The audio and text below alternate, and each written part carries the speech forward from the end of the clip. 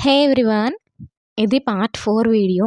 Night ఇలా గుళ్ళో stay చేసాం కదా! నెక్స్ట్ డే మార్నింగ్ 3కి అయితే స్టార్ట్ అయిపోయాము. పడుకున్నది 4 అవర్స్ అనుకుంటా అంతే. నిద్ర కూడా సరిగ్గా పట్టలేదు. మార్నింగ్ మాత్రం మంచి యాక్టివ్‌గా అయిపోయాను నేను. కాళ్ళు నొప్పులు చాలా తగ్గినాయి. అంతా కూడా దేవుడి బ్లెస్సింగ్సే. ఎందుకిలా అన్నానో మీకు కమింగ్ వీడియోస్‌లోనే తెలుస్తది. మేము స్టార్టింగ్‌లో సాక్స్ వేసుకున్నాను కదా! ఇంకా తాడేపల్లిగూడెం వచ్చేసరికి స్లిప్పర్స్ అయితే కొనేసుకున్నాము. నాకు నరం ఎక్కేసిందని చెప్పాను కదా! ఆ రోజంతా అలాగే నడిచాను. నెక్స్ట్ డేకి అది కూడా తగ్గిపోయింది.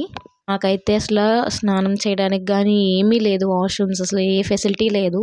ఎక్కడైనా దొరికితే వాష్‌రూమ్స్ దొరికితే అక్కడికి వెళ్ళేదాన్ని తప్ప ఇంకెక్కడ మాకు ఛాన్సే లేదు. స్నానం కూడా చేయలే. 2 డేస్ కూడా మేము అలాగే ఉన్నాము. సెకండ్ డే మార్నింగ్‌కైతే నాకు కొంచెం కూడా నొప్పులు అనిపించలేదు.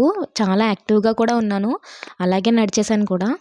అందుకే అన్నాను దేవుడి బ్లెస్సింగ్స్ వల్లే ఇలా ఉన్నానని. అండ్ మార్నింగే కదా! విపరీతమైన చలైతే ఉంది.